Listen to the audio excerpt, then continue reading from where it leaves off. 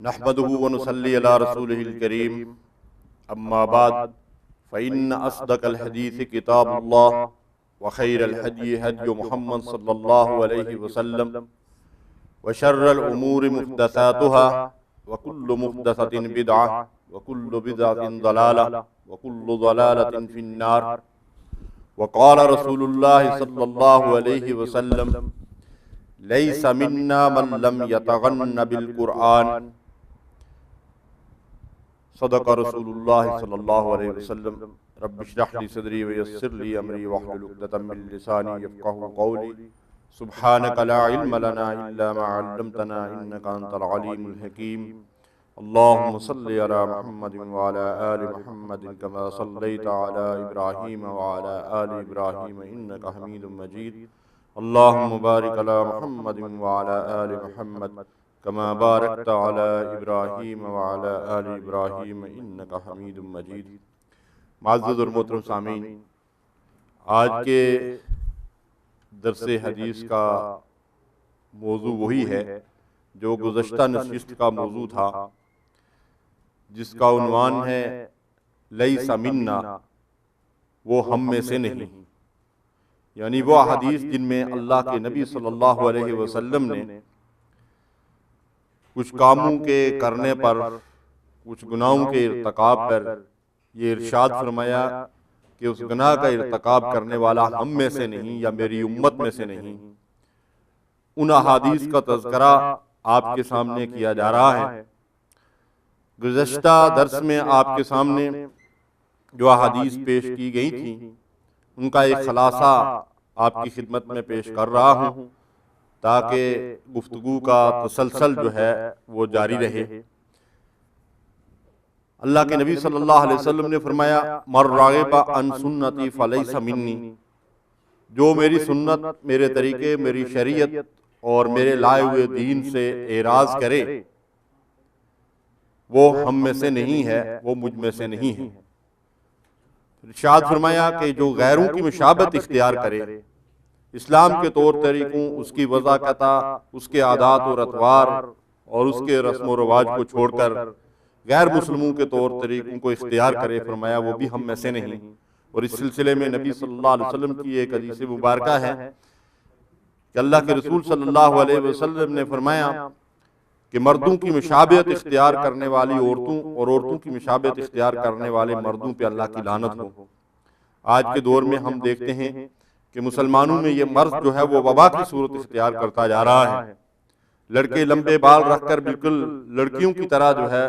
وہ ربن وغیرہ لگانے میں فخر محسوس کرتے ہیں اور کھلے بالوں کے ساتھ گھومتے پھرتے ہیں، اور اسی طرح لڑکیاں جو ہے وہ جین کی پینٹیں پہنتی ہیں اور بالکل لڑکوں کے جیسے لباس اور مردوں کے جیسے لباس پہنتی ہیں۔ اللہ کے نبی صلی اللہ علیہ وسلم نے ایسا رویہ اختیار کرنے والے مردوں پر جو عورتوں کی مشابہت اختیار کریں، خواہ وہ وضاحت میں ہو، خواہ وہ لباس و عادات و اطوار میں ہو، خواہ وہ چال چلن میں ہو، ان پر لعنت بھیجی ہے۔ اور اسی طرح ان خواتین اور لڑکیوں پر جو مردوں کی اور لڑکوں کی مشابہت اختیار کریں ان پر بھی لعنت بھیجی ہے۔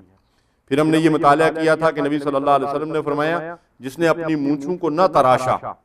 یعنی داڑھیوں کو بڑھانے اور مونچھوں کو تراشنے کا حکم ہے، تو اللہ کے نبی صلی اللہ علیہ وسلم نے فرمایا کہ جس نے اپنی مونچھوں کو نہ تراشا وہ بھی ہم میں سے نہیں ہے۔ اسی طرح ہم نے یہ مطالعہ کیا تھا کہ اللہ کے نبی صلی اللہ علیہ وسلم نے فرمایا کہ جو لوگ غیب دانی کے دعوے کرتے ہیں، علم نجوم کے دعوے دار ہیں، کاہن لوگ ہیں، لوگوں کی قسمت کا حال بتاتے ہیں، ایسے لوگوں کے پاس جانا بھی گناہ ہے اور یہ بات پوچھنا بھی گناہ ہے۔ اور نبی صلی اللہ علیہ وسلم نے فرمایا کہ کوئی شخص جو ایسے آدمی کے پاس جاتا ہے غیب کی خبر جاننے کے لیے، اس کے ساتھ ہمارا کوئی تعلق نہیں، وہ ہم میں سے نہیں۔ اسی طرح ہم نے یہ بھی مطالعہ کیا تھا کہ نبی صلی اللہ علیہ وسلم نے فرمایا کہ بدشگونی لینے والا ہم میں سے نہیں۔ یعنی بعض چیزوں سے لوگ شگون لیتے ہیں، جیسا کہ میں نے مثال کے ذریعے سے عرض کیا تھا کہ ایک آدمی جو ہے وہ کاروبار کرتا ہے، دکانداری کرتا ہے، اور شام کے وقت وہ دیکھتا ہے کہ سیل کم ہوئی ہے تو وہ کہتا ہے کہ آج فلاں وقت صبح جو ہے وہ فلاں شخص آیا تھا، بڑا منحوس ہے، اس کی وجہ سے جو ہے آج میری جو ہے وہ سیل کم ہوئی ہے۔ تو یہ بدشگونی لینا جو ہے وہ سخت گناہ ہے، اور اللہ کے نبی صلی اللہ علیہ وسلم نے فرمایا کہ ایسا کرنے والا ہم میں سے نہیں۔ اس بدشگونی کے حوالے سے ایک اور حدیث مبارکہ سنن ابی داؤد میں ملتی ہے، جس میں نبی صلی اللہ علیہ وسلم نے فرمایا الطیرۃ من الجبت، بدشگونی شیطانی کاموں میں سے ہے، یعنی یہ کسی مسلمان کو زیب نہیں دیتی۔ حضرت معاویہ بن حکم رضی اللہ تعالیٰ عنہ فرماتے ہیں کہ میں نے ایک دفعہ رسول اللہ صلی اللہ علیہ وسلم سے عرض کیا کہ اے اللہ کے رسول صلی اللہ علیہ وسلم، میں نیا مسلمان ہوا ہوں۔ صحابی عرض کرتے ہیں کہ یا رسول اللہ صلی اللہ علیہ وسلم، میں نیا مسلمان ہوا ہوں اور ہم میں سے کچھ لوگ کاہنوں کے پاس جاتے ہیں، یعنی غیب کی خبریں دینے والوں اور قسمت کا حال بتانے والے لوگوں کے پاس جاتے ہیں، تو آپ نے فرمایا فلا تأتہم، ان کے پاس نہ جایا کرو، ان کے پاس مت جایا کرو۔ پھر میں نے عرض کیا کہ کچھ لوگ ہیں جو بدشگونی لیتے ہیں، تو آپ نے فرمایا کہ یہ ایک وہم ہوتا ہے جو لوگوں کے دلوں میں پایا جاتا ہے، بدشگونی کی وجہ سے کسی کام سے رکنا نہیں چاہیے، یہ صحیح مسلم کی روایت ہے۔ تو اس کا مطلب یہ ہے کہ بدشگونی کوئی چیز نہیں ہے، اس کی وجہ سے کسی کام سے رکنا نہیں چاہیے۔ تو میرے بھائی اور بزرگوں، جیسا کہ میں نے پچھلی دفعہ بھی آپ سے عرض کیا تھا کہ لیسا منا کا جو مفہوم ہے علماء نے یہ بیان کیا ہے کہ جب نبی صلی اللہ علیہ وسلم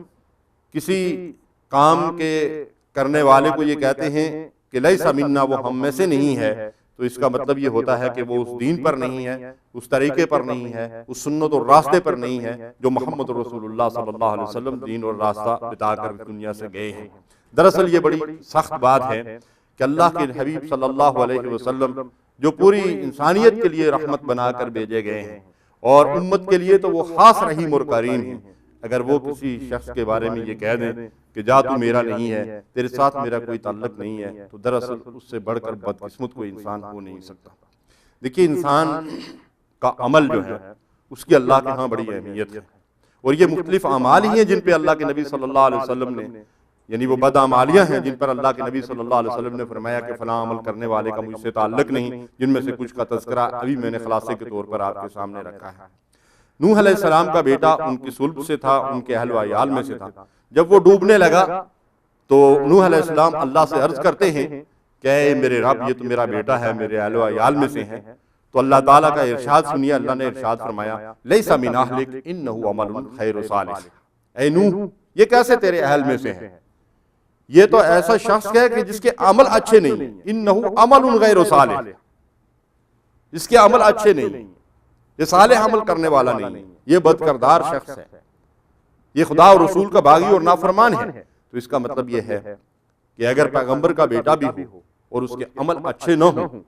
اور وہ ایسے افعال کا ارتکاب کرتا ہو جو اللہ اور اس کے رسول کو پسند نہیں ہیں،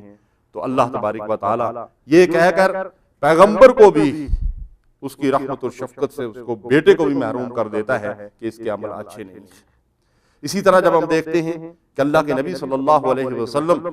جن کو اللہ تبارک و تعالیٰ نے کوثر کا مالک بنایا ہے، جنت کی وہ نہر جس کا ذکر قرآن مجید میں بھی آتا ہے، قیامت کے دن حضور صلی اللہ علیہ وسلم حوض کوثر سے اپنے امتیوں کو سیراب فرما رہے ہوں گے، تو کچھ لوگ آئیں گے، فرشتہ نبی صلی اللہ علیہ وسلم سے یہ فرمائے گا، یہ معروف حدیث مبارکہ ہے، اکثر و بیشتر آپ نے دروس کے اندر سنی ہوگی۔ تو اللہ کے نبی صلی اللہ علیہ وسلم سے فرشتہ یہ کہے گا کہ اے محمد صلی اللہ علیہ وسلم، یہ وہ لوگ ہیں کہ آپ کے بعد انہوں نے آپ کے دین کو بدل دیا تھا، آپ کے طور طریقوں، آپ کے عادات و اطوار اور آپ کی لائی ہوئی شریعت کو چھوڑ دیا تھا، انہوں نے اس دین کے اندر بدعات اور خرافات پیدا کر دی تھی۔ تو اللہ کے نبی صلی اللہ علیہ وسلم اپنا رخ مبارک دوسری طرف پھیر دیں گے، ان سے منہ موڑ لیں گے اور کہیں گے کہ ان کو مجھ سے دور کرو، ان کو مجھ سے دور کرو۔ اور ایسے لوگ جنہوں نے دین کے اندر بگاڑ اور فساد پیدا کیا اور رسول اللہ صلی اللہ علیہ وسلم کی منع کی ہوئی چیزوں کا ارتکاب کیا، وہ حضور صلی اللہ علیہ وسلم کے حوض کوثر سے بھی محروم رہیں گے اور رسول اللہ صلی اللہ علیہ وسلم کی شفاعت سے بھی محروم رہیں گے۔ تو کتنی بدقسمتی کی بات ہے۔ تو اس موضوع کا انتہا بھی اسی لیے کیا گیا ہے کہ ہمیں جب ان چیزوں کا علم ہو جائے جن پر اللہ کے نبی صلی اللہ علیہ وسلم نے یہ وعید سنائی ہے کہ ایسا کرنے والے کا مجھ سے کوئی تعلق نہیں، تو اگر ہم ان اعمال کا ارتکاب کرتے ہیں تو فوراً توبہ کریں، سچی توبہ کریں اور ان اعمال سے دستبردار ہو کر اللہ اور اللہ کے رسول کے پسندیدہ انسانوں میں شامل ہونے کی کوشش کریں۔ اللہ کے نبی صلی اللہ علیہ وسلم نے ارشاد فرمایا لیس منا من لم یتغن بالقرآن، جو شخص قرآن کو خوش علانی کے ساتھ، اچھی آواز کے ساتھ نہیں پڑھتا وہ ہم میں سے نہیں، اور یہ بخاری کی روایت ہے۔ یعنی اس حدیث کو امام المحدثین امام بخاری رحمۃ اللہ علیہ نے سید المحدثین سیدنا حضرت ابو ہریرہ رضی اللہ تعالیٰ عنہ سے روایت کیا ہے، اور صحیح ترین حدیث ہے۔ اس میں اللہ کے رسول صلی اللہ علیہ وسلم جو بات ارشاد فرما رہے ہیں اس کو ذرا توجہ سے سنیے، غور سے سنیے۔ فرمایا جو شخص خوش علانی سے قرآن کو نہیں پڑھتا وہ شخص ہم میں سے نہیں ہے۔ یعنی گویا کہ نبی صلی اللہ علیہ وسلم کے طریقے راستے اور آپ نے جس طرح قرآن پڑھنے کی تعلیم دی ہے اس کو اس شخص نے چھوڑ دیا ہے۔ قرآن اللہ تبارک و تعالیٰ کی وہ آخری کتاب ہدایت ہے جو رسول اللہ صلی اللہ علیہ وسلم پر قیامت تک آنے والے انسانوں کی ہدایت اور رہنمائی کے لیے اتاری گئی ہے۔ اس قرآن کے پڑھنے کا وہ طریقہ جس کی تعلیم محمد رسول اللہ صلی اللہ علیہ وسلم نے دی ہے، اسی طریقے سے اس قرآن کو پڑھا جائے تو اس کا حق ادا ہو سکتا ہے۔ قرآن مجید میں اللہ تعالیٰ نے قرآن پر ایمان لانے والوں کی یہ صفت بیان فرمائی ہے، الذین آتیناہم الکتاب یتلونہ حق تلاوتہ، جو لوگ اس کتاب کے حامل بنائے گئے ہیں، جن کو اللہ نے کتاب دی ہے، وہ اس کو پڑھتے ہیں جیسا کہ اس کے پڑھنے کا حق ہے، یعنی اس کو اتنے عمدہ اور اچھے طریقے سے پڑھتے ہیں کہ اس کا حق ادا ہو جائے۔ اللہ کے رسول صلی اللہ علیہ وسلم نے ارشاد فرمایا، زینوا القرآن باصواتکم فإن صوت الحسن یزید القرآن حسنا، اپنی آوازوں سے قرآن کو زینت بخشو، بے شک اچھی آواز قرآن کے حسن کو دوبالا کر دیتی ہے، اس میں اضافہ کر دیتی ہے۔ یعنی قرآن مجید کو فرفر پڑھنا، جلدی جلدی پڑھنا اور تجوید کے جو قواعد ہیں ان کا خیال نہ رکھنا، مخارج کا خیال نہ کرنا اور ان کو سیکھنے کے لیے کوئی محنت نہ کرنا، یہ دراصل قرآن مجید کی حق تلفی ہے، اس لیے کہ قرآن کے جو حقوق خود قرآن کے اندر بیان ہوئے ہیں، علماء نے ان کا ذکر کیا ہے، ان میں سے پہلا حق یہ ہے کہ قرآن پر ایمان لانے کے بعد قرآن کو بہترین طریقے سے خوش علانی سے، تجوید سے اور ترتیل سے پڑھا جائے۔ وَرَتِّلِ الْقُرْآنَ تَرْتِیلًا، اللہ نے اپنے رسول کو اس بات کا حکم دیا کہ قرآن کو ترتیل سے پڑھو۔ ترتیل کا کیا مطلب ہے؟ رتّلا کے معنی علماء اور مفسرین نے لکھے ہیں کسی کلمے کو حسن، خوبی، خوش الہانی سے صاف صاف ادا کرنا۔ تو اللہ کے نبی صلی اللہ علیہ وسلم کیسے ترتیل سے قرآن پڑھتے تھے؟ ام سلمہ رضی اللہ تعالیٰ عنہ فرماتی ہیں کہ اللہ کے نبی صلی اللہ علیہ وسلم جب قرآن پڑھتے تھے، تلاوت کرتے تھے، نماز میں یا نماز سے باہر، تو ایک ایک آیت پہ رکتے تھے اور قرآن مجید اس طرح پڑھتے تھے کہ ایک ایک کلمہ جو آپ کی زبان مبارک سے ادا ہوتا تھا، کوئی چاہے تو ان کلمات کو گن سکتا تھا۔ سبحان اللہ۔ آج ہم جب قرآن کو کھول کر بیٹھتے ہیں، کئی دفعہ مسجد کے اندر لوگوں کی تلاوت سننے کا اتفاق ہوتا ہے، دائیں بائیں آگے پیچھے لوگ قرآن پڑھ رہے ہوتے ہیں، نہ زبر زیر کا خیال رکھتے ہیں، نہ مد کا خیال رکھتے ہیں، نہ جو ہے وہ آیت کے اوپر رکتے ہیں اور فر جلدی سے جو ہے وہ قرآن کریم پڑھتے جاتے ہیں۔ جیسے ہمارے ملکوں میں نماز تراویح کے اندر قرآن پڑھا جاتا ہے کہ یعلمون تعلمون اور تاکلون کے سوا کوئی سمجھ میں نہیں آتا کہ کیا پڑھا جا رہا ہے۔ یہ دراصل قرآن کے ساتھ بڑی زیادتی ہے، جو دراصل قرآن کے ساتھ نہیں بلکہ اپنے ساتھ زیادتی ہے کہ ہم اس قرآن کا جو اللہ تعالیٰ کی طرف سے ہماری ہدایت اور رہنمائی کے لیے اترا ہے، اس کے پڑھنے کا بھی حق ادا نہیں کر رہے ہیں۔ تو اس سے آگے کے جو اس کے حقوق ہیں، جیسے قرآن کو پڑھنا ہی صرف مقصد نہیں ہے، بلکہ پڑھنا اس لیے کہ اس کے بعد اس قرآن کو سمجھنا ہے، اس کو سیکھنا ہے، اس کے معنی اور مطالب جو ہے اس کو سمجھنا ہے، اس کا فہم حاصل کرنا ہے، اس کی آیات میں غور و تدبر کرنا ہے اور جو علم وہاں سے حاصل ہو اس کے مطابق عمل کرنا ہے اور پھر اس علم کو دنیا کے اندر پھیلانا ہے۔ تو یہ قرآن کے سارے حقوق آدمی کیسے ادا کر سکتا ہے جبکہ اس نے آغاز میں قرآن مجید کو صحیح طریقے سے پڑھنا ہی نہ سیکھا۔ بھائی اور بزرگوں، ذرا اس بات پہ غور کیجئے کہ ہم نے اپنی زبانوں کو علاوہ دوسری زبانوں میں کتنا کچھ سیکھ لیا اور پڑھ لیا ہے۔ تو اگر کوئی آدمی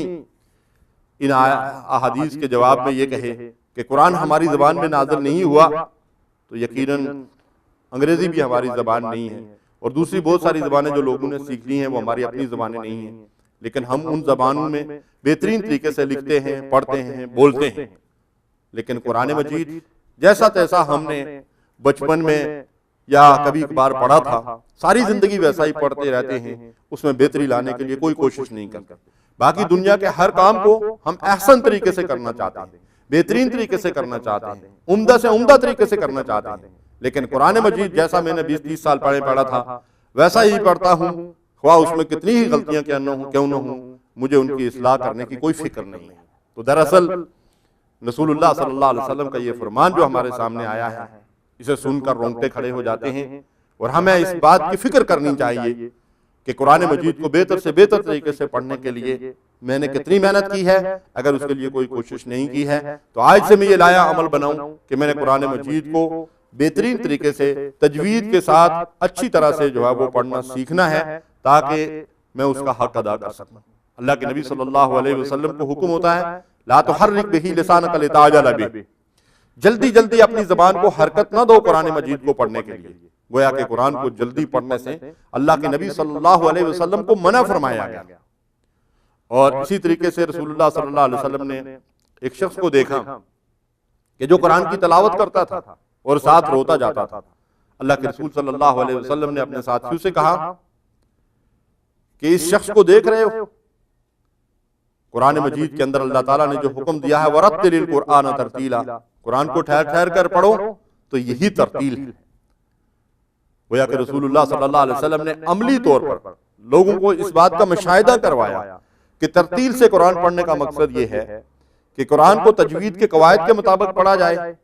ٹھہر ٹھہر کر عمدگی سے خوش الحانی سے پڑھا جائے، اور اس کی آیات کے اندر غور و تدبر کیا جائے تاکہ جب قرآن سمجھ میں آئے تو پھر جہاں کہیں اللہ کے عذاب کی بات ہو تو وہ وہاں بندہ، جیسا کہ دوسری حدیث میں رسول اللہ صلی اللہ علیہ وسلم نے فرمایا، وہاں پھر بندہ روئے اور اپنے آنسو بہائے، اس لیے کہ قرآن کلام الہی ہے جس کے بارے میں اللہ تعالیٰ ارشاد فرماتے ہیں کہ اگر اس کلام الہی کو کسی پہاڑ کے اوپر جو ہے وہ اتارا جاتا تو وہ پہاڑ اس کی دہشت کی وجہ سے دب جاتا اور پھٹ جاتا۔ تو اس کلام کو اگر ہم سمجھ کر پڑھیں گے، اس کی آیات کے اندر غور و تدبر کریں گے تو یقیناً اس سے ہماری زندگیوں کے اندر تبدیلی آئے گی۔ تو یہ وہ پہلا مرحلہ ہے کہ ہم قرآن مجید کو خوش الانی کے ساتھ، اچھی آواز کے ساتھ، بہترین آواز کے ساتھ پڑھیں تاکہ ہمارا رب ہم سے راضی ہو اور ہم قرآن کا یہ پہلا حق ادا کرنے کی جو ہے وہ کوشش کریں، جس کے بارے میں اللہ کے رسول صلی اللہ علیہ وسلم نے فرمایا کہ جو ایسا نہیں کرتا وہ ہم میں سے نہیں۔ اللہ کے نبی صلی اللہ علیہ وسلم نے جادو کرنے والے اور کرانے والے کے بارے میں ارشاد فرمایا لیس منا من سحر او سحر لہ، طبرانی نے اس کو روایت کیا ہے کہ جادو کرنے والا اور کرانے والا ہم میں سے نہیں۔ دوسری روایت ہے لیس منا من تسخر او تسخر لہ، اس کا مطلب بھی وہی ہے کہ جادو کرنے والا اور کرانے والا ہم میں سے نہیں ہے۔ بھائی اور بزرگوں، یہ دین دراصل ہمیں ایک دوسرے کے ساتھ محبت، ہمدردی، خیرخواہی کی تعلیم دیتا ہے، اور ایک مسلمان کو دوسرے مسلمان کا بھائی قرار دیتا ہے۔ دوسرے مسلمان کی پریشانی ہمارے لیے پریشانی کا باعث ہونا چاہیے، اس لیے کہ ہم جسد واحد کی مانند ہیں۔ لیکن شیطان نے انسانوں کو گمراہ کیا تو کچھ شیطان صفت لوگ ایسے ہوتے ہیں جن میں سے بعض کلمہ گو اور اسلام کے نام لیوا بھی ہیں، وہ دوسروں کو تکلیف پہنچا کر، دوسروں کو دکھ دے کر،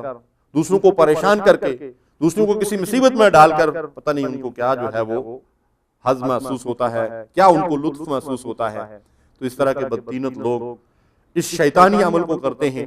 جس کو قرآن مجید نے کفر قرار دیا ہے، اور جادو کے ذریعے سے دوسروں کو پریشان کرتے ہیں اور ان کو تکلیف پہنچاتے ہیں۔ تو اللہ کے نبی صلی اللہ علیہ وسلم نے فرمایا کہ جادو کرنے والا اور کرانے والا، یعنی جو شخص یہ جادو کا عمل کرتا ہے وہ بھی، اور جو اس سے جا کر یہ عمل کسی کے اوپر کرواتا ہے، کسی کے لیے کرواتا ہے، وہ بھی، رسول اللہ صلی اللہ علیہ وسلم نے فرمایا کہ ہم میں سے نہیں۔ یہ دراصل انسانوں کے درمیان جب حسد، بغض، کینہ، عداوت اور دشمنی ایک دوسرے کے لیے پیدا ہوتی ہے، جو سارے ایسے فعل ہیں، جو سارے ایسے گناہ ہیں جن سے قرآن و حدیث کے اندر منع کیا گیا ہے۔ حسد بہت بڑا گناہ ہے، اور نبی صلی اللہ علیہ وسلم نے فرمایا کہ یہ نیکیوں کو اس طرح کھا جاتا ہے جس طرح گھن جو ہے وہ لکڑی کو کھا جاتا ہے، یا جس طرح آگ جو ہے وہ لکڑی کو کھا جاتی ہے۔ تو اس حسد کی وجہ سے پھر جو ہے لوگ اس شرکیہ اور کفریہ عمل کو کرتے ہیں اور دوسروں کو تکلیف پہنچاتے ہیں۔ قرآن مجید کے اندر اللہ تعالیٰ ارشاد فرماتے ہیں انما یرید الشیطان ان یوقع بینکم العداوۃ والبغضاء، شیطان کیا چاہتا ہے؟ شیطان تمہارے درمیان بغض اور عداوت پیدا کرنا چاہتا ہے۔ تو جادو کرنے والا اور کرانے والا شخص بھی دراصل مسلمانوں کے درمیان بغض اور عداوت ڈال رہا ہے، جو سراسر شیطانی فعل ہے۔ اور پھر اس جادو کے ذریعے سے بالخصوص جو لوگ بیوی خاوند کے تعلقات کو خراب کرنا چاہتے ہیں، ان کے لیے تو قرآن مجید میں شدید وعید آئی۔ اور ایک حدیث میں اللہ کے حبیب علیہ الصلوۃ والسلام ارشاد فرماتے ہیں کہ شیطان اپنا تخت بچاتا ہے اور پھر اپنے چیلے چانٹے جو ہیں ان سے رپورٹ لیتا ہے، وہ اپنی اپنی رپورٹیں پیش کرتے ہیں. کوئی کہتا ہے میں نے فلاں جگہ قتل کروایا، کوئی کہتا ہے میں نے فلاں کو شراب کے پیچھے لگا دیا، کوئی کسی طریقے سے جو ہے وہ کسی کو گمراہی کی اپنی رپورٹ پیش کرتا ہے، کوئی کسی طریقے سے گمراہی کی رپورٹ پیش کرتا ہے. ایک اٹھتا ہے وہ کہتا ہے اسے کہ میں نے فلاں جگہ بیوی خامد کے درمیان عداوت ڈلوا دی. تو نبی صلی اللہ علیہ وسلم فرماتے ہیں کہ یہ شیطان اٹھتا ہے اور اپنے اس چیلے کو سینے سے لگاتا ہے اور اسے مبارک دیتا ہے کہ دراصل اصل کام جو ہے وہ تم نے کیا. دیکھیے بیوی خامد کا باہمی تعلق جس کے اندر اللہ تبارک و تعالیٰ نے بڑی رحمت، بڑی الفت، بڑی موادت اور بڑی محبت رکھی ہے، ان دونوں کے ملنے سے ایک خاندان تشکیل پاتا ہے، اور ان دونوں کے تعلقات کے درمیان خرابی پیدا ہونے سے ایک خاندان میں نہیں کئی خاندانوں کے اندر خرابی اور جو ہے وہ بربادی جو ہے وہ پیدا ہوتی ہے، اور زمین کے اندر فساد جو ہے وہ پیدا ہوتا ہے. اس لیے یہ چیز اللہ اور اس کے رسول کو سخت ناپسند ہے کہ بیوی خاوند کے درمیان جو ہے وہ تفریق پیدا کی جائے، ان کو ایک دوسرے سے بدظن کیا جائے. حتیٰ کہ اللہ کے نبی صلی اللہ علیہ وسلم نے ارشاد فرمایا، بیہقی کی روایت ہے، ترغیب نے بھی اس کو روایت کیا ہے کہ بیوی کو شور سے بدظن کرنے والا ہم میں سے نہیں. اور ظاہر ہے کہ اگر کوئی شور کو بیوی سے بدظن کرے گا تو اس کے لیے بھی یہ حکم ہے. تو اللہ کے نبی صلی اللہ علیہ وسلم اس فعل بد پہ ارشاد فرماتے ہیں کہ وہ شخص ہم میں سے نہیں. قرآن مجید میں اللہ تعالیٰ نے جادو کو کفر قرار دیا ہے، وَلَٰكِنَّ الشَّيَاطِينَ كَفَرُوا يُعَلِّمُونَ النَّاسَ السِّحْرَ. شیاطین نے کفر کیا کہ وہ لوگوں کو جادو کی تعلیم دیتے تھے. تو گویا کہ جادو کی تعلیم حاصل کرنا، جادو کرنا اور قرانا یہ سب کفر ہے. حضرت عمر فاروق رضی اللہ تعالیٰ عنہ نے اپنے دور خلافت میں یہ حکم صادر کر دیا تھا کہ اَنِقْتُلُوا كُلَّ سَاحِرٍ وَسَاحِرَةٍ. مسند احمد کی یہ روایت ہے کہ انہوں نے پورے بلاد اسلامیہ کے اندر یہ منادی کروا دی تھی کہ جس مرد یا عورت کے اوپر جادو کرنا ثابت ہو جائے، جادو کرانا ثابت ہو جائے، اس کو قتل کر دیا جائے. اور ائمہ کرام کے نزدیک بھی اس کی سزا قتل ہی ہے کہ جس آدمی پہ یہ ثابت ہو جائے کہ وہ جادو کا عمل کرتا ہے اس کو جو ہے وہ قتل کر دیا جائے گا، وہ واجب القتل ہے. نبی صلی اللہ علیہ وسلم نے ہمیں ہلاک کر دینے والے گناہوں سے منع کیا ہے، اور ان میں سے پہلا گناہ رسول اللہ صلی اللہ علیہ وسلم نے فرمایا کہ شرک ہے، اور دوسرے نمبر پہ آپ نے ایک حدیث مبارکہ کے اندر جادو کا ذکر کیا. جادو برحق ہے اور اس سے انسان کو اذیت اور تکلیف پہنچتی ہے اور معاملات کے اندر بگاڑ اور فساد پیدا ہوتا ہے. خود رسول اللہ صلی اللہ علیہ وسلم پہ جادو کیا گیا، قرآن اور سنت سے یہ بات ثابت ہے. لبید بن عاصم بدبخت تھا جس نے رسول اللہ صلی اللہ علیہ وسلم پر جادو کیا تھا. صحیح بخاری کے اندر یہ روایت موجود ہے، اور اللہ کے نبی صلی اللہ علیہ وسلم کو فرشتے نے آ کر اس بات کی خبر دی، اور پھر جبریل امین نے معاوضتین کے ذریعے سے اس جادو کو نکلوایا، اور اللہ کے رسول صلی اللہ علیہ وسلم پر جو ایک بشر ہونے کی حیثیت سے اس کے اثرات تھے وہ زائل ہو گئے. لیکن اللہ کے نبی صلی اللہ علیہ وسلم کے فریضہ نبوت اور رسالت کے اندر اس کی وجہ سے کوئی کسی قسم کا جو ہے وہ فرق نہیں آیا. لیکن رسول اللہ صلی اللہ علیہ وسلم جسمانی طور پر مزمائل ہو جاتے تھے اور کچھ طرح کمزوری محسوس کرتے تھے، اور کبھی خیال کرتے تھے کہ فلاں کام میں نے کیا ہے اور آپ نے نہیں کیا ہوتا تھا. اس طرح کے کچھ معاملات رسول اللہ صلی اللہ علیہ وسلم کے ساتھ ہو گئے تھے. جبریل نے آپ کو خبر دی کہ لبید بن عاصم نے آپ پر جادو کیا ہوا. تو اگر جادو ہو جائے تو قرآن و سنت کے ذریعے سے اس کا علاج کیا جائے. صحیح العقیدہ مسلمان عالم جو اس کا علاج کرتے ہیں، قرآن مجید کی آیات پڑھی جاتی ہیں، ان کا دم کیا جاتا ہے، پانی کے اوپر دم کر کے پانی پلایا جاتا ہے، شہد وغیرہ دم کر کے وہ پلایا استعمال کروایا جاتا ہے. اور اسی طریقے سے احادیث کے اندر جو اذکار نبی کریم صلی اللہ علیہ وسلم نے اس کے لیے تعلیم دیے ہیں ان کے ذریعے سے یہ علاج کیا جاتا ہے. لیکن بعض لوگ جادو کا علاج کرانے کے لیے جادوگروں کی طرف رجوع کرتے ہیں، علم نجوم کے دعوے داروں کی طرف رجوع کرتے ہیں، اور وہ جادو کے علم ہی کے ذریعے سے جادو کا توڑ کرتے ہیں. جیسے کہتے ہیں کہ لوہا لوہے کو کاٹتا ہے، یہ بات اپنی جگہ صحیح ہے، جادو کے ذریعے سے بھی جادو کا علاج ہو جاتا ہے، لیکن وہ کرانا شریعت کی روح سے غلط ہے. اس لیے ہمیں چاہیے کہ اگر کسی آدمی کو کوئی اس طرح کا خدشہ اور خطرہ ہو اور وہ یہ محسوس کرے کہ وہ اس کے اوپر کسی نے ایسا کر دیا ہے، تو اسے چاہیے کہ کسی متقی پرہیزگار صحیح العقیدہ عالم دین سے رابطہ کریں اور شریعت کے اندر جو اس کا طریقہ بتایا ہے اس کے مطابق جو ہے وہ اپنا علاج کروائیں۔ آج بدقسمتی سے یہ اتنا بڑا گناہ ہونے کے باوجود کہ جیسا آپ سن چکے ہیں کہ یہ کفر ہے، یہ شرک ہے اور بدترین گناہ ہے، اور دنیا میں اس کی سزا جو ہے وہ قتل بتائی گئی ہے کہ اگر ایک اسلامی شرعی حکومت ہو تو کسی پہ جادو کرنا ثابت ہو جائے تو اس کو قتل کر دیا جائے گا۔ اس کے باوجود ہمارے معاشروں کے اندر تو یہ رواج بن گیا، معمولی اختلافات کے اوپر لوگ بدبختوں کے پاس جاتے ہیں اور انتقام لینے کے لیے دوسروں پہ جادو کروا دیتے ہیں، اور خاص کر بیوی خاوند کے درمیان اختلافات پیدا کرنے کے لیے کچھ بدطینت اور شیطان صفت لوگ یہ ایسا کام کرتے ہیں جو بڑا ہی گناہ کا کام ہے۔ تو ہمیں چاہیے کہ ایسے گناہوں سے دور رہیں، ان سے نجات حاصل کریں، اور جو لوگ ایسا کرتے ہیں اگر ان کے بارے میں ہمیں علم ہو تو ان کو سمجھانے کی کوشش کریں تاکہ وہ بدبختی اور ہلاکت کے راستے سے جو ہے وہ بچ سکیں۔ اللہ کے نبی صلی اللہ علیہ وسلم نے ارشاد فرمایا، لیس منا من لم یرحم صغیرنا ولم یوقر کبیرنا۔ ترمذی کی یہ روایت ہے کہ جو چھوٹوں پر شفقت نہ کرے اور بڑوں کی عزت نہ کرے، ان کی قدر نہ کرے، وہ ہم میں سے نہیں۔ دوسری روایت ہے، لیس منا من لم یرحم صغیرنا ولم یعرف شرف کبیرنا۔ اس کو ابو داؤد نے روایت کیا ہے کہ جو ہمارے چھوٹوں پر شفقت نہ کرے اور ہمارے بڑوں کے شرف اور بزرگی کی قدر نہ کرے، وہ ہم میں سے نہیں ہیں۔ یہ احادیث جو ہمارے سامنے آئی ہیں، ان کی روشنی میں آج ہم اپنے حال کا جائزہ لیں کہ کس قدر ہم چھوٹوں پہ شفقت کر رہے ہیں اور بڑوں کی قدر کرتے ہیں۔ مغربی تہذیب نے اور اسلام سے دوری اور جدید جہالت اور جاہلیت نے ہمیں اس کردار سے دور کر دیا۔ یہ اسلام کی بہترین اقدار اور روایات ہیں کہ اسلامی معاشرے میں چھوٹوں کے ساتھ شفقت، محبت، ہمدردی، الفت اور پیار کی تعلیم دی گئی ہے، اور بڑوں کی عزت اور احترام کرنا جو ہے وہ سکھایا گیا ہے۔ دراصل اسلام انسانیت کے احترام کی تعلیم دیتا ہے۔ آج دنیا کے اندر انسانی حقوق کا چرچا تو بڑا ہو رہا ہے، لیکن جتنی آج دنیا کے اندر انسانی حقوق کی پامالی ہو رہی ہے شاید اس سے پہلے کبھی نہ ہوئی۔ اسلام نے انسانوں کے حقوق کی تعلیم دی ہے، اور خود نبی مہربان صلی اللہ علیہ وسلم نے عملی طور پر ان حقوق کو ادا کر کے اپنے عمل سے اس بات کا ثبوت دیا ہے کہ رسول اللہ صلی اللہ علیہ وسلم کے ایک امتی کو کس طریقے سے چھوٹوں سے شفقت اور محبت سے پیش آنا چاہیے اور بڑوں کی قدر جو ہے وہ کرنا چاہیے۔ نبی صلی اللہ علیہ وسلم چھوٹے بچوں سے پیار کیا کرتے تھے، ان سے محبت سے پیش آتے تھے،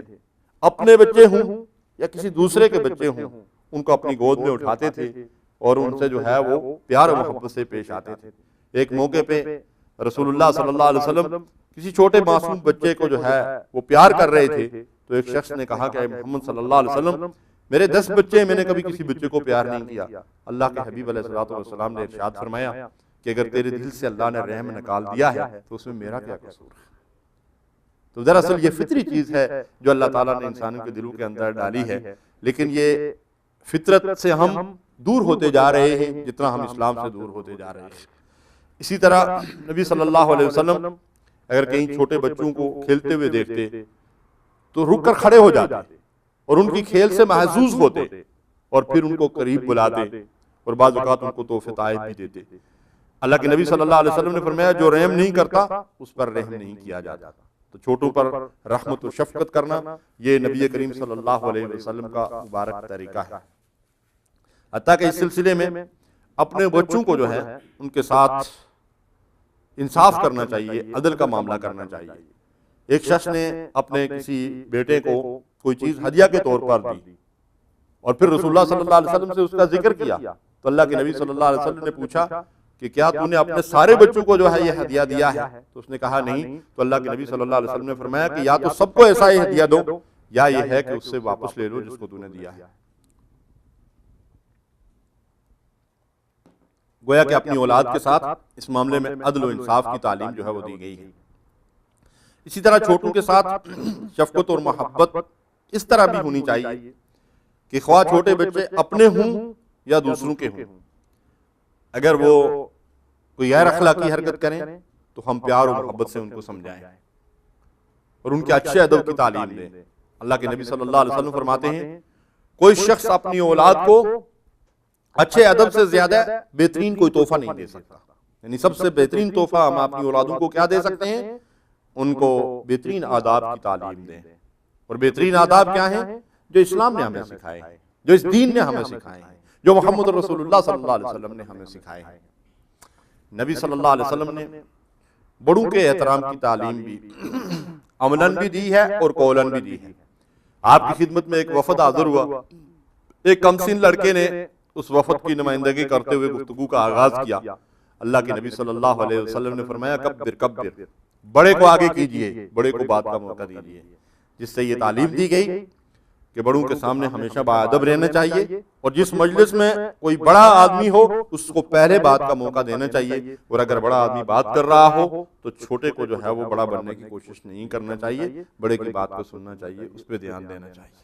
تو یہ نبی صلی اللہ علیہ وسلم کی اپنی تعلیم ہے۔ اور رسول اللہ صلی اللہ علیہ وسلم کی تعلیم یہ بھی ہے کہ وہ بڑھیا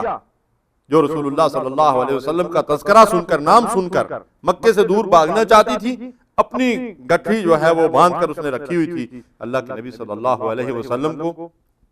جب اس بات کا علم ہوا کہ یہ بڑھیا یہ گٹھی اٹھا کر کہیں اور جانا چاہتی ہے، تو رسول اللہ صلی اللہ علیہ وسلم نے اس کی گٹھی خود اپنے جو ہے وہ کندھوں پہ اٹھا لی تھی، اور وہ بڑھیا رسول اللہ صلی اللہ علیہ وسلم کے اس جو ہے اس نے عمل سے متاثر ہو کر مسلمان ہو گئی تھی۔ آج ہمیں بھی رسول اللہ صلی اللہ علیہ وسلم کی سنت پر عمل کرتے ہوئے بڑوں کا احترام کرنا چاہیے، اور جہاں کہیں بھی کوئی بزرگ ہو اس کا ادب اور احترام کرنا، کیونکہ اس کی تعلیم اللہ اور اللہ کے رسول صلی اللہ علیہ وسلم نے دی ہے۔ راستہ چلتے ہوئے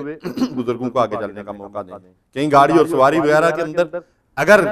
جگہ بیٹھنے کی نہ ہو، کوئی بزرگ آدمی آ جائے تو ادب اور احترام کے ساتھ اس کو اپنی سیٹ کے اوپر بٹھانا چاہیے۔ یہ دراصل بڑوں کا احترام کرنا ہمارے دین کی بنیادی تعلیم ہے، اور یہ دراصل اہم ترین عبادت ہے۔ اس سے دوسروں کی حوصلہ افزائی اور دلجوئی ہوتی ہے۔ اللہ کے نبی صلی اللہ علیہ وسلم نے فرمایا البرکۃ مع اکابرکم، تمہارے بڑوں کی وجہ سے اللہ تبارک و تعالیٰ تمہیں برکت دیتا ہے۔ دیکھیے مغربی جو تہذیب ہے اس نے بڑوں کو کیا مقام دیا ہے؟ گھروں کے اندر بچے 10 سال سے اوپر چڑھتے ہیں تو وہ بڑوں سے بے نیاز ہونے لگتے ہیں، 15-16 سال کے ہوتے ہیں تو بڑوں کو پہچاننا چھوڑ دیتے ہیں، حتیٰ کہ پھر اس کے بعد وہ بڑے بوڑھے اولڈ کیمپس کے اندر جو ہے وہ ڈال دیے جاتے ہیں۔ کیا کیفیت ہوتی ہے ان کی؟ کہیں مدر ڈے اور فادر ڈے کے موقع پر، یا کہیں کرسمس کے موقع پر، یا کسی اور بڑے دن کے موقع پر ان کو اولادیں آ کر ملتی ہیں، باقی وہیں وہ ایڑیاں رگڑتے ہوئے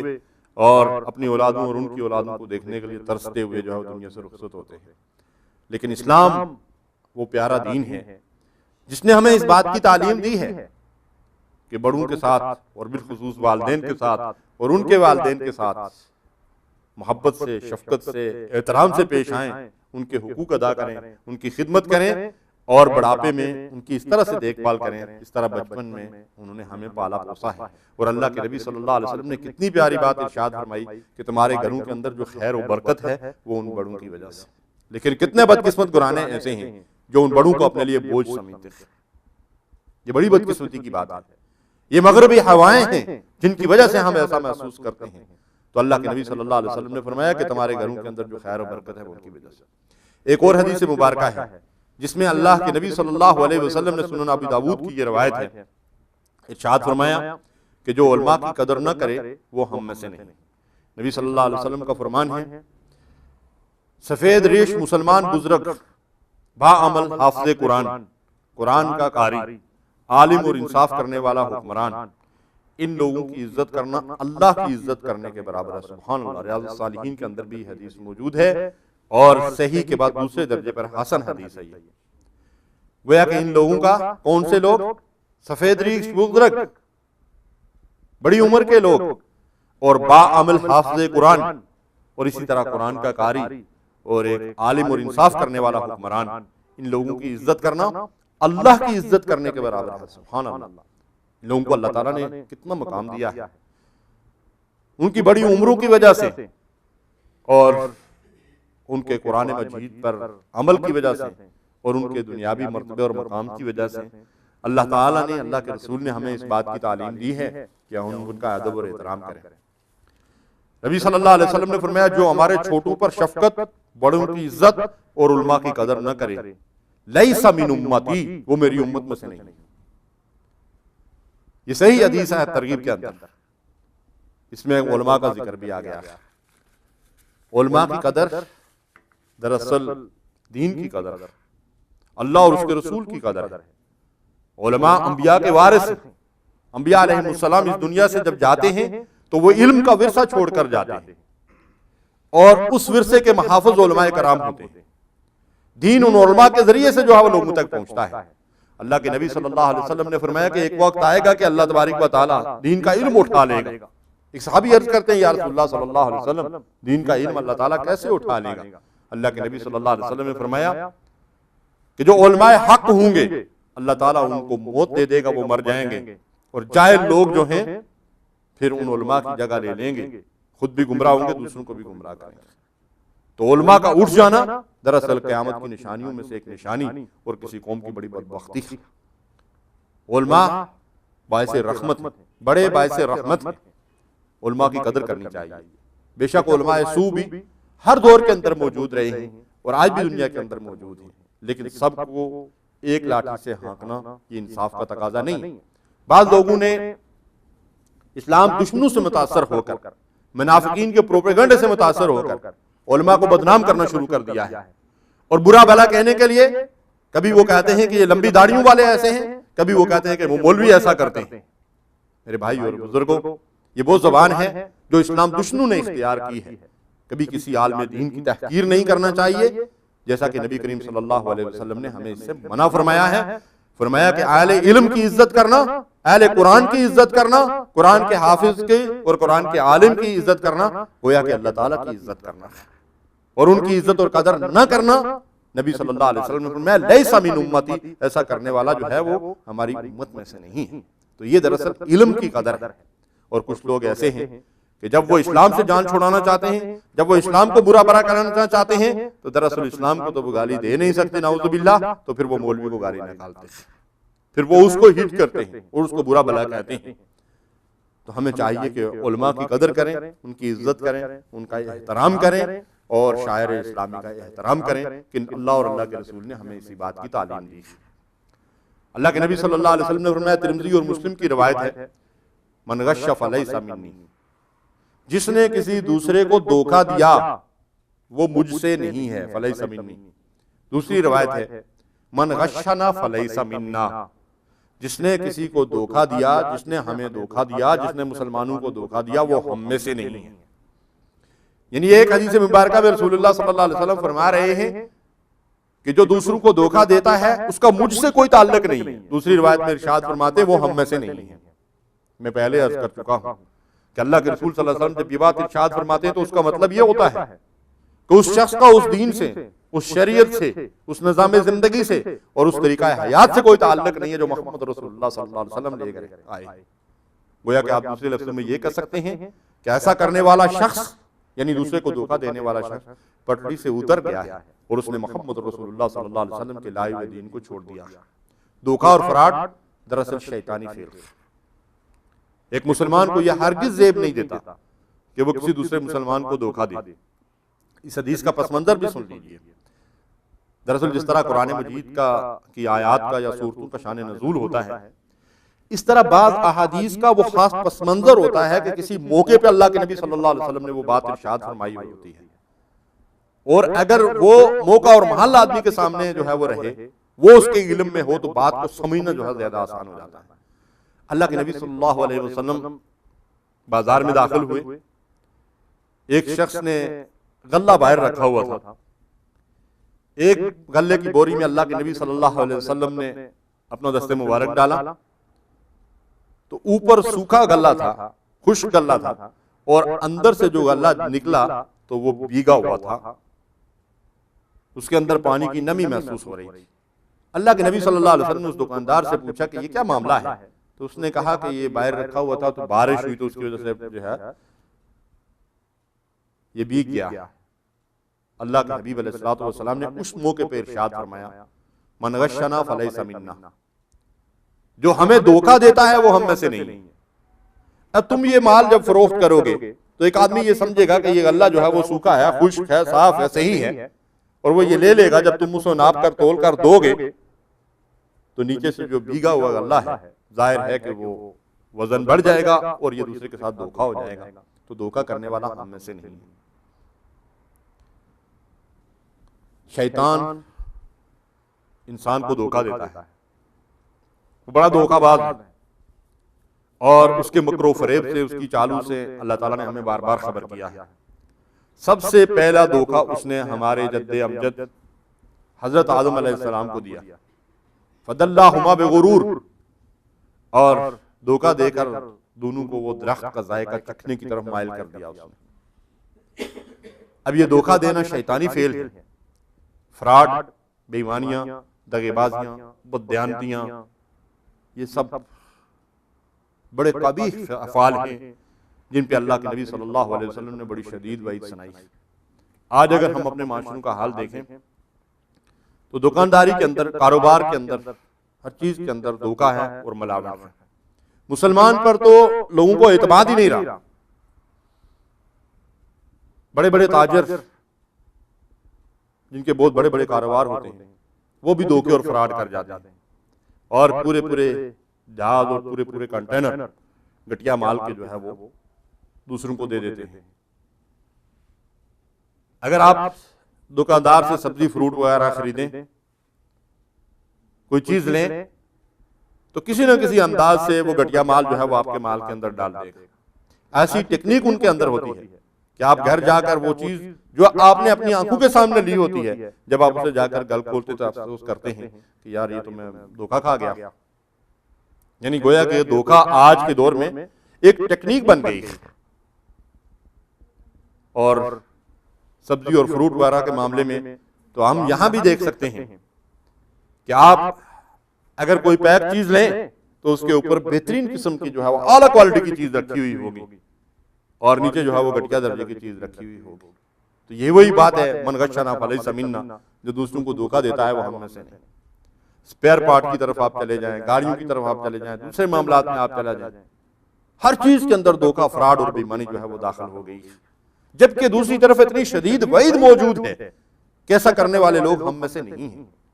یعنی وہ مسلمانوں میں سے نہیں ہے، مسلمانوں کے طور طریقے پہ نہیں ہے، رسول اللہ صلی اللہ علیہ وسلم کے طریقے پہ نہیں، لیکن اس کے باوجود یہ سب کچھ ہو رہا ہے۔ اللہ کے حبیب علیہ الصلوۃ والسلام ارشاد فرماتے ہیں المکر والخداع فی النار، صحیح ابن حبان کی روایت ہے کہ فریب اور دھوکہ آگ میں جائے گا۔ یعنی گویا کہ دوسرے کے ساتھ فراڈ، بے ایمانی، دھوکہ کرنے والا جہنم کا ایندھن بنے گا۔ اگر ہم ایک اور دوسرے نقطۂ نظر سے ان چیزوں کو دیکھیں تو ہمارے معاشرے میں تو بدقسمتی سے علم کے ساتھ بھی دھوکہ ہو رہا ہے۔ جعلی ڈگریاں حاصل کر کے لوگ اسمبلیوں تک پہنچ گئے، اور اس معاملے میں ہمارا ملک تو شاید پہلے نمبر پہ آ گیا دنیا کے اندر۔ کتنی بدقسمتی کی بات، یہ کس قدر علمی خیانت ہے، اور خیانت ویسے بھی بدترین گناہ ہے اور کبیرہ گناہ ہے، اور نبی صلی اللہ علیہ وسلم نے فرمایا کہ مسلمان خائن نہیں ہو سکتا۔ یہ تو منافق کی نشانیوں میں سے ایک نشانی ہے، بددیانتی اور خیانت کرنا۔ اسی طریقے سے ناپ تول میں کمی، ذخیرہ اندوزی کرنے والا شخص جو ہے وہ مسلمانوں کو دھوکہ دیتا ہے۔ نبی صلی اللہ علیہ وسلم نے فرمایا کہ اگر کوئی آدمی غلہ روک لیتا ہے، 40 دن تک اس نے غلہ روکے رکھا، کیوں؟ دوسروں کو دھوکہ دینے کے لیے، تاکہ جب اس کے بعد غلہ مہنگا ہو جائے تو پھر جو ہے وہ زیادہ مال کمایا جائے۔ تو اللہ کے نبی صلی اللہ علیہ وسلم نے فرمایا کہ اس کے بعد اگر وہ سارا غلہ صدقہ کر دے پھر بھی اس گناہ کا ازالہ نہیں ہو سکتا جو گناہ اس نے کمایا ہے۔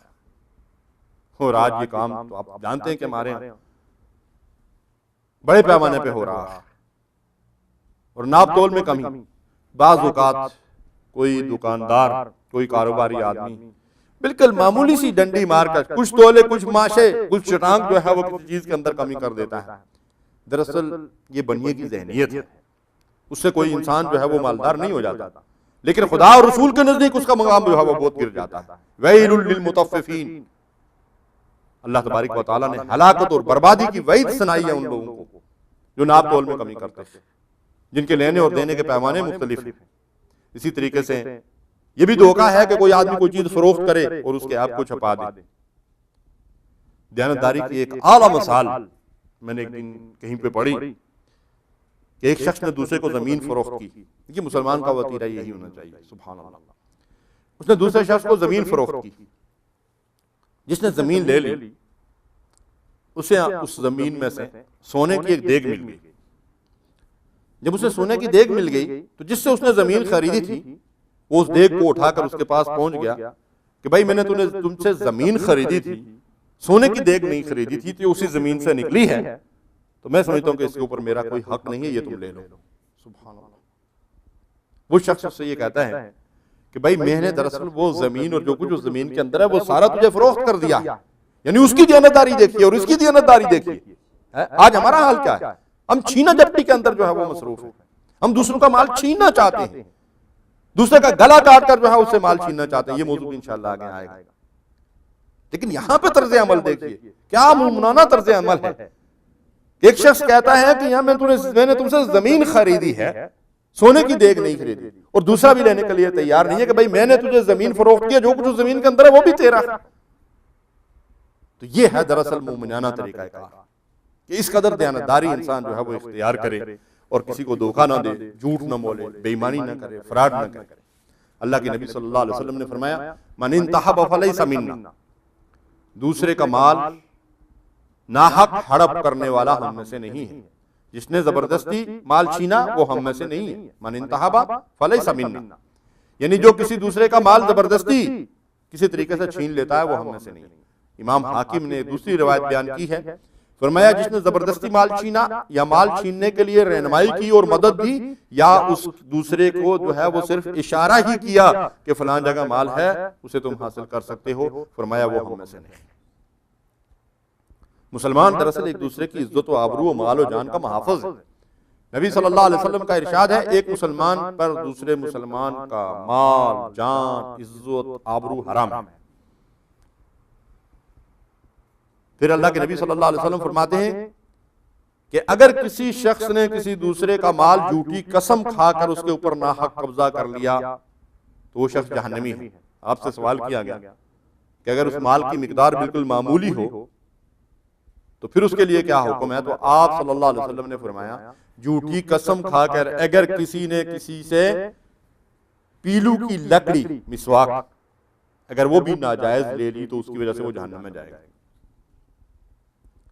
اس لیے کہ وہ ناحق ایسا کر رہا ہے۔ مسئلہ پیلو کی لکڑی کا نہیں ہے، مسئلہ ڈیرو خزانے کا نہیں ہے، مسئلہ اس بددیانتی اور خیانت اور غلط بیانی کا ہے کہ ایک آدمی جو ہے وہ جھوٹی قسم کھا کر اس چیز کے اوپر اپنا دعویٰ کر رہا ہے جو چیز اس کی نہیں ہے۔ یہ بہت بڑا ظلم ہے۔ اس کے مقابلے میں آج چوریاں، ڈاکے، بطہ خوری، رشوت، پتہ نہیں کس کس طریقے سے ظلم ہو رہا ہے۔ ناکے لگا کر لوگوں کو لوٹ لیا جاتا ہے، گاڑیوں کو کھڑا کر کے جو ہے وہ بندوق کی نوک پہ لوگوں سے مال چھین لیا جاتا ہے، جبکہ اللہ کے نبی صلی اللہ علیہ وسلم فرماتے ہیں من انتہب فلیس منا، جس نے زبردستی کسی کو مال چھینا وہ ہم میں سے نہیں ہے۔ گویا آج جو کچھ ہمارے معاشرے کے اندر ہو رہا ہے، جو چھینا جھپٹی ہے، جس طریقے سے دوسروں سے جو ہے وہ بطہ خوریاں کی جاتی ہیں، مال لوٹا جاتا ہے، چوریوں اور ڈاکے مارے جاتے ہیں، یہ اسلام کے طور طریقے نہیں ہیں اور ہم اسلام سے دور ہوتے جا رہے ہیں۔ صحیح مسلم کی روایت ہے، اللہ کے نبی صلی اللہ علیہ وسلم نے فرمایا ایک شخص سے جس نے یہ سوال کیا کہ یا رسول اللہ صلی اللہ علیہ وسلم اگر کوئی شخص میرے اوپر حملہ آور ہو، میرے گھر کے اوپر حملہ آور ہو اور مجھ سے میرا مال چھیننا چاہے تو میں کیا کروں؟ اللہ کے نبی صلی اللہ علیہ وسلم نے فرمایا کہ اس کو مت دو۔ اس شخص نے عرض کیا کہ یا رسول اللہ صلی اللہ علیہ وسلم اگر وہ مجھ سے لڑائی کرے، جھگڑا کرے تو میں کیا کروں؟ حضور صلی اللہ علیہ وسلم نے فرمایا کہ اگر وہ تم سے لڑائی کرے گا اور تم اپنا دفاع کر رہے ہو، اپنے مال کی حفاظت کر رہے ہو اور تم مارے جاؤ گے تو فانت شہید، تم شہادت کا مرتبہ پاؤ گے۔ اس نے سوال کیا کہ اگر وہ مارا جائے تو اللہ کے نبی صلی اللہ علیہ وسلم نے فرمایا فَهُوَ فِي النَّارِ، وہ جہنمی ہے۔ آج یہ کام بڑے پیمانے پہ ہمارے ملکوں میں ہو رہا ہے۔ کس طریقے سے لوگ جہنم کما رہے ہیں، دوسروں کے مال پہ ڈاکے ڈال، اور بعض اوقات وہاں پہ پھر فائرنگ ہوتی ہے اور نقصان ہوتا ہے اور انسانی جانوں کا ضیاع ہوتا ہے۔ نبی صلی اللہ علیہ وسلم نے فرمایا جس نے دعویٰ کیا ایسی چیز کا جو اس کی نہیں وہ ہم میں سے نہیں اور اس کا ٹھکانہ جہنم ہے. یہ بھی صحیح حدیث، یعنی کسی ایسی چیز پہ دعویٰ کرنا. ہمارے ہاں لوگ پڑوسیوں کی زمین پہ قبضہ کر لیتے ہیں، جعلی کاغذات بنوا لیتے ہیں، وکیلوں کو خرید لیتے ہیں، پٹواریوں کو خرید لیتے ہیں اور دوسروں کے کاغذات حذف کروا کے ضائع کروا کے پیسے رشوتیں دے کر اپنے نام پہ الاٹمنٹ کروا کے جو ہے وہ دعوے دائر کر دیتے ہیں. دوسرا فریق غریب ہوتا ہے تو وہ بیچارہ جو ہے وہ عدالتوں کے چکر کاٹتا رہتا ہے اور آخر تنگ آ جاتا ہے، اور بعض تنگ آ کر پھر تنگ آمد بجمنگ آمد کی صورت میں آخری انتہا تک پہنچ جاتے ہیں جس سے زمین کے اندر فساد پیدا ہوتا ہے. تو بھائی اور بزرگوں، دراصل ہم اسلام سے دور ہوتے جا رہے ہیں، دین سے دور ہوتے جا رہے ہیں. اللہ کے حبیب علیہ الصلوۃ والسلام کی جو عمدہ تعلیمات ہیں جن کے ذریعے سے دلوں کے اندر الفت، محبت، شفقت، رحمت پیدا ہوتی ہے اور ایک دوسرے کے لیے انسان محبت کا پیکر بن جاتا ہے، آج ہم اس طور طریقے سے دور ہوتے جا رہے ہیں. اسلام تو سلامتی کا دین ہے. ایک مسلمان جب دوسرے کے لیے سلامتی کی دعا کرتا ہے، السلام علیکم، اللہ تم پہ اپنی رحمتیں نازل فرمائے، تمہیں سلامت رکھے، تمہیں کوئی نقصان نہ ہو. اور اسلام آپ دیکھیں کہ اس کا نام ہی کیا ہے، ہمارے دین کا نام ہی سلامتی ہے. یہ دین سراسر سلامتی ہے اور اس دین کے ماننے والے دوسروں کے لیے سلامتی کا پیغام لانا چاہیے. المسلم من سلم المسلمون من لسانہ و یدہ، مسلمان وہ ہے جس کے ہاتھ اور زبان سے دوسرے مسلمان محفوظ رہے. ہمیں سے ہر ایک کو اس بات کا جائزہ لینا چاہیے کہ میں اپنی زبان سے یا اپنے ہاتھ سے کسی کو تکلیف تو نہیں پہنچا رہا ہوں، کسی کو ایذا تو نہیں دے رہا. یہ تو اسلام اور مسلمانی کے خلاف ہے. لا تاکلوا اموالکم بینکم بالباطل، قرآن کہتا ہے دوسروں کے مال باطل طریقوں سے مت کھاؤ جو تمہارے لیے جائز اور حلال نہیں ہے. تو یہ وہ حدیث ہے جن کا مطالعہ میں نے آج آپ کے سامنے رکھا ہے، جن میں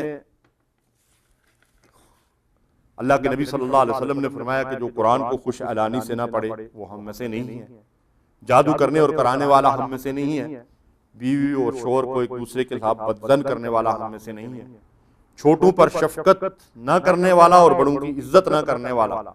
اور علماء کی قدر نہ کرنے والا ہم میں سے نہیں ہے، اور فرمایا میری امت میں سے نہیں ہے، اور دھوکہ دینے والا ہم میں سے نہیں ہے، اور دوسروں کا مال ناحق چھیننے والا ہم میں سے نہیں ہے.